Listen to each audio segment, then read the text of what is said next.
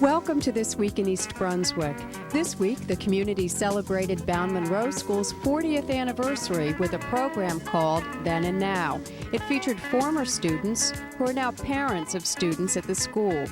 We'll have that story this week and more school news, including an invitation to the upcoming College Extravaganza at the high school. Pegi Ballister Howes is back after a long winter with spring gardening advice from Blooming Acres. Also this week, highlights from the Town Council meeting held Monday night, a promo for Crystal Springs by the Just Kidding Kids, and scenes from A Gown for His Mistress, now at Rutgers Prep School. But first, here's a quick look at programming next week on Channel 8.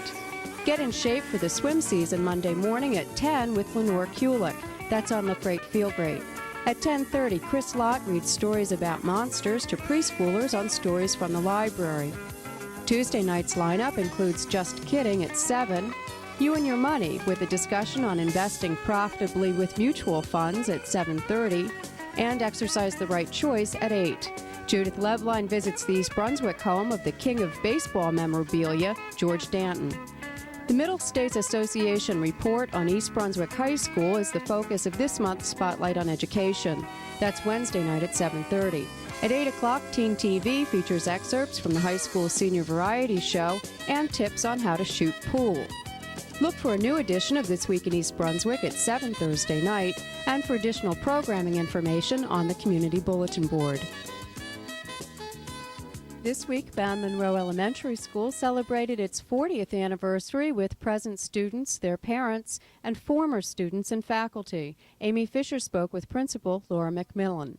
Laura, can you tell us some of the activities you've had for the celebration? Sure. Last Friday night we began with a dinner dance attended by parents and teachers, and then throughout the week the students have been involved in a variety of activities. Monday they did research about the 50s, different topics. On Tuesday we had guest speakers in the school to talk about the good old days. On Wednesday we selected items for a time capsule. On Thursday, we had a parent and student skit. The parents who came were former students of Bowne Munro, and they were performing with their children. And today, we had the children from the various grade levels put on little skits again, which revealed the research that they had done earlier in the week. And then we put together this huge cake. Each class had a sheet cake representing their room. And we looked at the time capsule, which we fortunately found this morning. Tell us about how you found the time capsule. Well, when the building was enlarged, the cornerstone was placed somewhere in the back of the library closet, and no one really knew that it was the cornerstone until this morning. The custodian turned it around, and lo and behold, that's what it was, and inside was the time capsule. And we found in it various pieces of paper, one of which was the Sentinel from February 4th, 1954. That's great. I see you also have the brochure that was distributed in the township before Bowne Munro was built, and this was distributed in May 1953. We've grown since then. So you've had a really wonderful week here. Oh, that's for sure. It was fun-filled, and I think the students and the faculty learned a lot more about Bowne Munro School in the 50s. Congratulations on your 40th anniversary, and we hope Bowne Munro is around for 140 more. Thank you very much.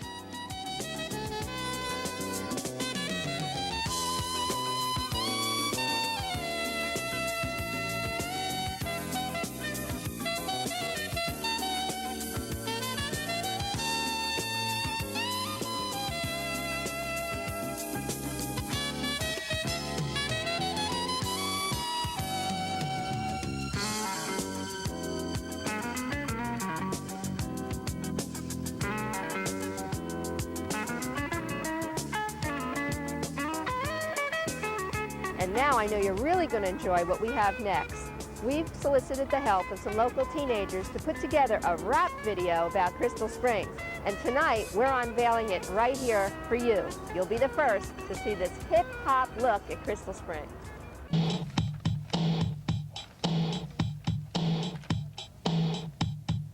Crystal Springs is the name of the place. Family fun starts the pace. Blue Lagoon is the family pool. You can be sure it'll keep you cool.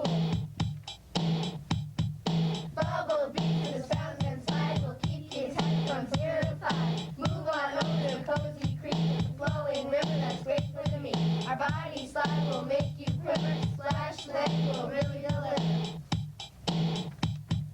Splashing and stroking in that pool, making him look like a racing fool. Sandpiper set the pace, and you really want to race. Floating sand will make you order or carry your picnic to the water. Sun in the sand or on the deck, you're under a rug and won't break a sweat, break a sweat. Break a sweat. Arts and crafts, they can too. It's our sin when we're not in school. Volleyball in the sand, let's all get this place a hand. Excitement is building, summer brings a season of fun at Crystal Springs.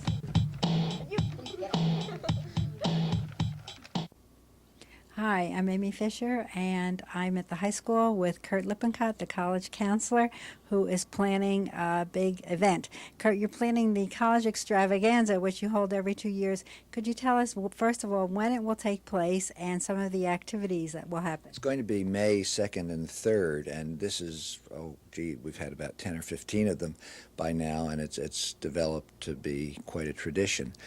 We have panels for the students. We have some panels for the sophomores so that they can be involved.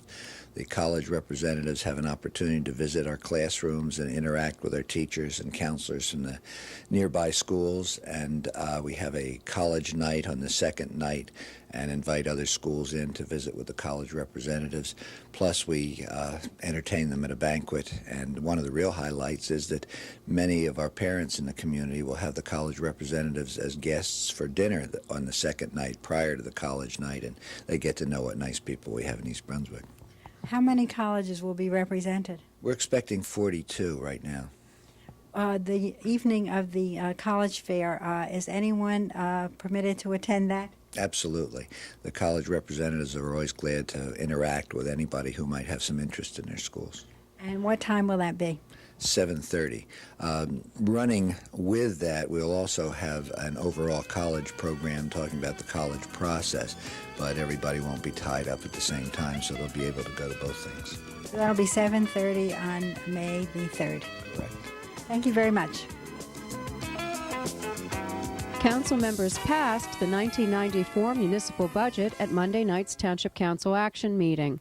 We'll have more on that in a minute, but first, Mayor Ira Oskowski proclaimed May Neurofibromatosis Awareness Month in East Brunswick. Whereas neurofibromatosis, it took a week for me to learn that word, by the way, is an incurable neurological disorder afflicting more than 100,000 Americans of all ages and 1 out of every 4,000 newborn children.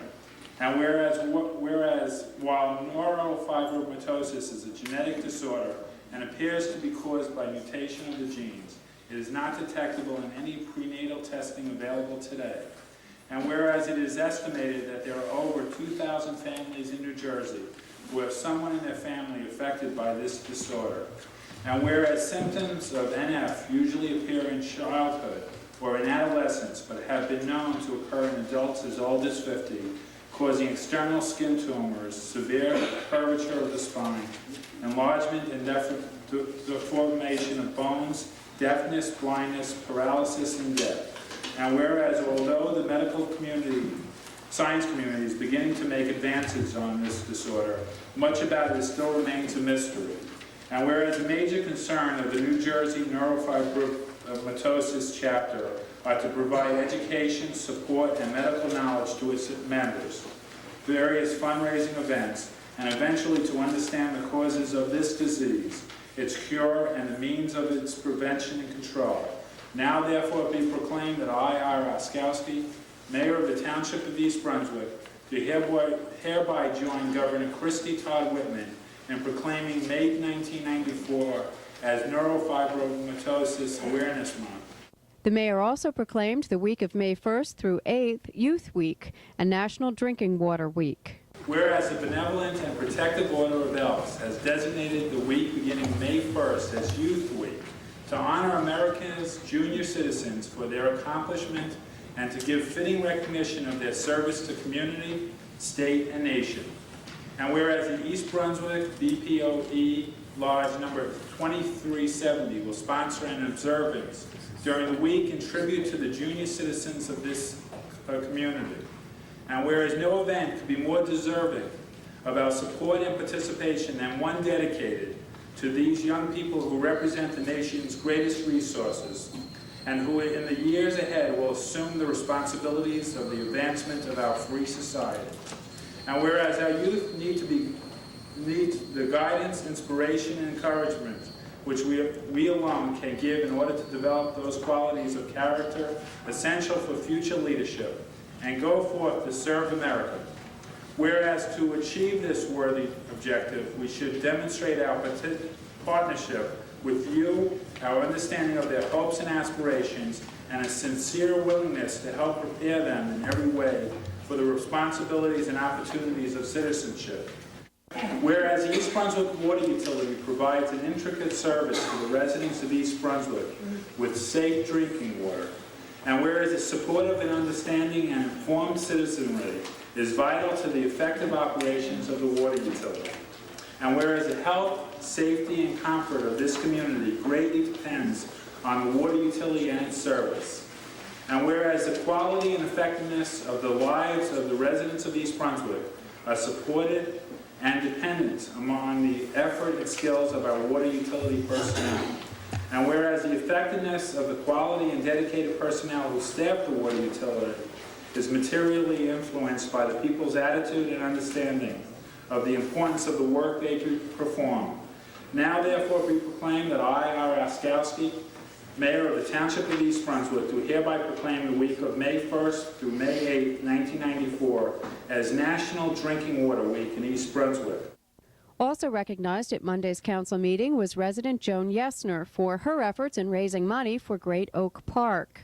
Whereas the success of a community depends upon the enthusiastic participation and involvement of its citizens, and whereas it is appropriate to honor those people who selflessly give out of their time and of themselves in order to improve the quality of life for others. And whereas Joan Yesner, a resident of East Brunswick, conducted a successful fundraising campaign to help defray the cost of handicapped accessible playground equipment for Great Oak Park. Now therefore be proclaimed that I, R. Oskowski, Mayor of the Township of East Brunswick, do hereby express my gratitude to Joan Yesner for the enormous contribution she made to our community through her volunteer efforts and interest in the Great Oak Park.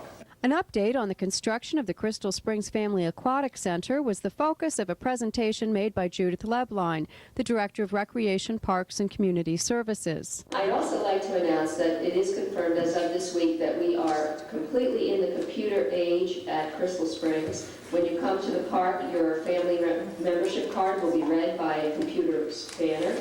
We'll know if you're paid up. We'll also know by the moment how many people are in the park.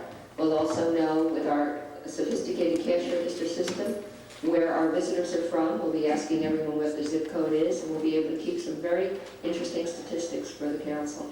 On April 19th, residents rejected the proposed school budget. Because the budget was voted down, the Township Council must now evaluate and accept a reasonable budget for the Board of Education. Township Finance Director L. Mason Neely. So you have from this date, actually the date that they turned over the documents to you, until May 19th. The obligation is to determine the amount required for the current fund for a thorough and efficient education. Part of that process, based upon two Supreme Court decisions, the Deptford case and East Brunswick case, is that you must consult with the Board of Education. And so you should at least have one consultation, and preferably two, at which time they're to cooperate and answer what questions you would have. That consultation, I would suggest that you would set dates for meetings so that they can put on their calendars, you can put on your calendars, because I'm sure the full council will want to be present. The clerk will advertise those under the Open Public Meetings Act. The other aspect of that is that you cannot act in an arbitrary way. You have to have reasons why each reduction is made. And therefore you're going to require a lot of analysis of their budget lines. As mentioned earlier, the Township Council voted 4-1 in passing this year's municipal budget. Council members Clark, LeBlanc, Riccobono, and Zarnowski voted in favor of the $37.9 million budget. Councilman Joe Hudak cast the lone opposing vote. The council cut approximately $700,000 from Mayor Oskowski's proposed $38.5 million budget.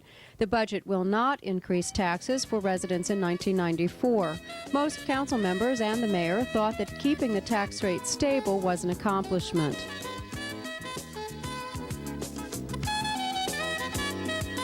Hi, welcome to Blooming Acres. I'm sitting in one of the shadier beds here at the farm. It's not real shady, but we do face due north. You can see it's a little bit darker here than in most places. And I have a wonderful perennial here. It's called Monarda, also called bee balm, also called bergamot. Those of you who like to drink a variety of teas may be familiar with it under that name, bergamot tea. It's in the mint family, and it does tolerate a little bit of shade, but one of its real appeals is it is supposed to attract hummingbirds. Now, I have to admit, for the first time last summer, I did indeed see a hummingbird at one of these plants. I was also very concerned last year that this plant wasn't doing very well. It was weak and straggly looking. So with a little extra TLC and a little extra water and a little extra fertilizer, it's now taking over the bed. Which is not necessarily a bad thing because it is a very nice plant. It does bloom later in the season. It's not a spring blooming perennial. So now is a good time to divide it. So what we're going to do is put some in pots so that I can give some to friends, or maybe decide that I have another place that I would like to plant them. In the spring is a good time to divide or propagate perennials that bloom later in the season.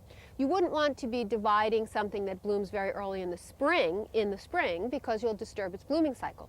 So something like Monarda that blooms in the summer, or chrysanthemums that bloom in the fall, those are the things you would want to divide at this point in time. Now I have here a nice big pot, good size pot, so I can get a good clump, and I'm going to put some good top compost in the bottom of this. I may have to take some of that out, but oh, there's a critter. We don't need him in there. Okay, and we're going to try to dig out this clump. Now this does spread, so there's absolutely no problem that this will regenerate and fill in before we know it. So it's a good idea to try and cut the roots all the way around.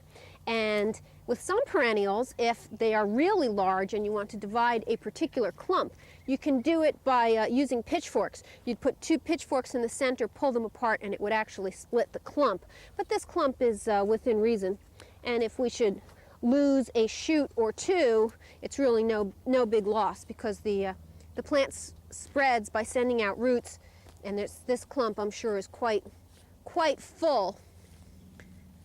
Oh, didn't get it cut on that side. There we go. And one more over here should do it. Now, whenever you're going to do this, it's a good idea to choose a day when the ground is not dry. You don't want to just water it and do it, because then you'll be in the mud. Plus, the other factor, of course, is that if you just watered it, the plant hasn't had a chance to absorb it yet. So if you water the day before or do it the day after it rains, that's probably your best bet. Now this clump is actually a little too large for that pot, and this is not difficult to separate. We'll just kind of pull that apart. Get a little help there. There we go. And you can see there's lots of roots. You can see all these fine roots as well. This is a healthy little clump. We'll just put that right in there.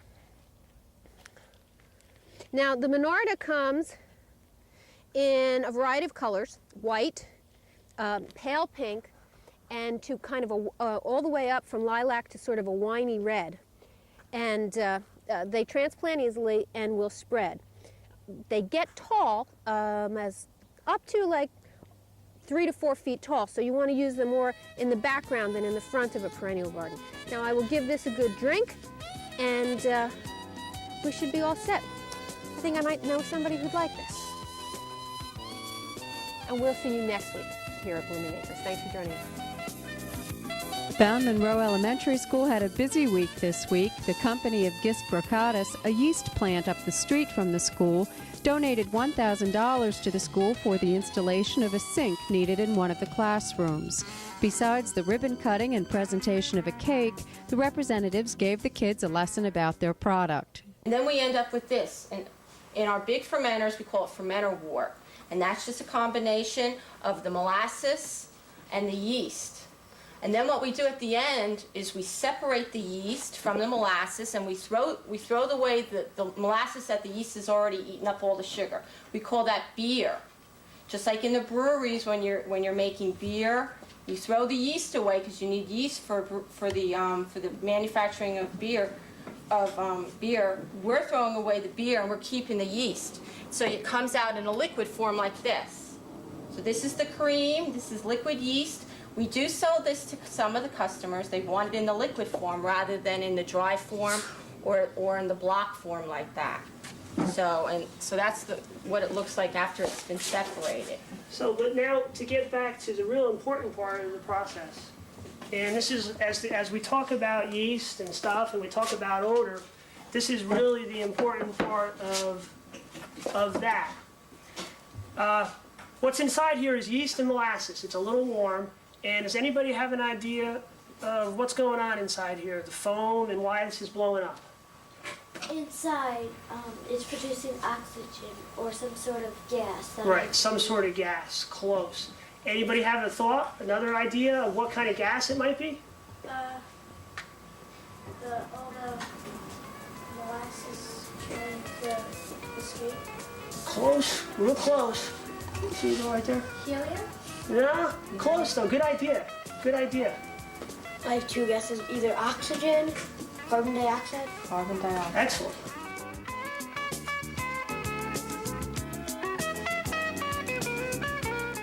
Rutgers Preparatory School, founded in 1766, is a pre-kindergarten through 12th grade coeducational independent day school. A blue ribbon school, it is located on Easton Avenue in Somerset and enrolls 530 students from a variety of geographic, economic, and ethnic backgrounds. The climate is one of trust, cooperation, and open communication. The school's drama club is currently presenting A Gown for His Mistress, a comedy by Georges Feydeau. Directed by Barbara Hertzberg, the play runs through Saturday night, beginning at 8 o'clock in Holly Hall. We'll close this week with scenes from the show. Thanks for watching. Well, what are we going to do? Do? Me? Get out of here. That's what I'm going to do. You can bet this is the last time I get caught with my gown down. Balthazar, you can't leave. You must. And why not? You didn't expect me to stay here and put up with more of this. But Adam told my husband. Just give me one good reason. He thinks you're my tailor. If he comes back, he'll suspect. He'll know that you and I will Balthazar with his temper. He'll kill you. He will? Well, I guess that's reason enough. Good God, what a lovely mess we've gotten ourselves into. I just knew it was madness. I just knew I never should have come here because this is my I know, very it's your first time. It's your... Can't you come in like any normal human being? Another one! Really, that's the limit. Excuse me. I was looking for Madame Durand. What? Yes, I've come about my dickie. Wait, who? My blouse, my dickie, I wanted Madame Durand to fix it. Yes, but not today. Please, try next month, next year. But please, sir, my dickie! Your dickie can go hang. Oh, well, see if I bother to pay for it. See if I bother to get it down. Oh, I don't see how they keep any customers at all. Good riddance. Come in, let everyone see you. Madame here doesn't believe who you are. My husband! My wife? Oh, you won't get away with this! Suzanne! I'll make you pay you rat! Here, take your damn dog! Banana Wait! Suzanne! What? Suzanne! You just left me! Maybe. Oh, I'm going to faint! No, maybe, no, not now, of all times. Oh, Hi, maybe. Mom! Oh, you! My God, Yvonne! You here with a woman in your But Yvonne, arms! I can explain. Well, I've seen quite enough, and I'll thank you never to turn to my door again! But it's not what it looks like, Yvonne. Oh, maybe of all times. Monsieur, the locks. Mom, take these. What? Yvonne, wait. Now, where the devil is he off to in such a hurry? Who is this? No, it can't be. My wife. My husband! I'll thank you to remember that this is my mother! All right, Yvonne, for you. Now tell me. I think it's obvious I catch you at the dressmaker's with a mistress in your arms! But not mine. Oh, not your arms! No, not my mistress. Oh, then whose was she, monsieur? Just some woman. Oh, just some woman you just happened to take into your arms! Yes, take her. Somebody put her Oh, there. and that's why you were hugging her. I wasn't. I have eyes. I can see. She was fainting, and you were hugging her. There, you admit it. She was sick. That proves it. Proves what? That you chase skirts, monsieur, fainting or not. And you tell me they're your patients. Oh. That's different. Just listen. The one you met was Madame D'Artagnan, Monsieur D'Artagnan's wife. This one was... Yes, who is she? D'Artagnan's. Oh, he has two? Yes. Oh, he's a bigamist. How lovely. No, really, it's on. Madame? Oh, there you are. Come in. Her angel's mistress. Monsieur. Oh, no. What? Ah, Dr. Munro, I'd like to introduce you. What? Good God, her here? Not very polite, are they? Ah, Madame, I'd like to introduce you. You didn't bother. Again? Must be something they ate. Ah, Madame. Oh, you here? Really, monsieur? Enough is enough. Oh, who do they think they are? Oh, they do it to me all the time. And you let them? Oh, no, just a moment. Just what do you think you're doing? Coming here like this? What? It's my home, for goodness sakes. The Bob, I'm with my husband. What? Who? Where? Him, there. Bassinet? Yes, he found me yesterday. No. Ah, Dr. Munro, I'd like to introduce you. Monsieur Bassinet, you must be joking. What's so funny, monsieur? Oh, you wouldn't get it, monsieur. Please, monsieur, will you get out of here? My wife, for heaven's sakes, my wife! They can all go hang. Monsieur, what's with all the whispering? This is the last straw. You're a cad, monsieur. I'm bad, monsieur. Not only do you go traipsing around Paris with all of these women, but to bring them here to my home, monsieur. At home, monsieur. But who? Who? Her, that's who. Me? No, her. Who, me? But you don't understand. I beg your pardon, but Madame is my wife. And Madame is mine. She is? She is. Why, yes. Then who on earth is... His wife? I've been trying to introduce you. Oh, Only nobody would listen. Please, monsieur, the picture. Oh, yes. No, don't look. Just hand it to me. I say, monsieur, don't you think this looks exactly No, like... too big and too big. Monsieur, isn't this the image of What? our... No, too small. Too small. Dear, don't you think that looks exactly like you? That? Really, Percival, is that what you think I look like? Oh, no, dear, now that I think about it, I guess not. You mean that woman? She really is his wife? That's what I've been trying to tell you. Oh, Anatole, can you ever forgive me? Oh, please, I forgive you. And can you ever forgive me? For what, being his mistress? You even have to ask Yvonne. Lucky for them,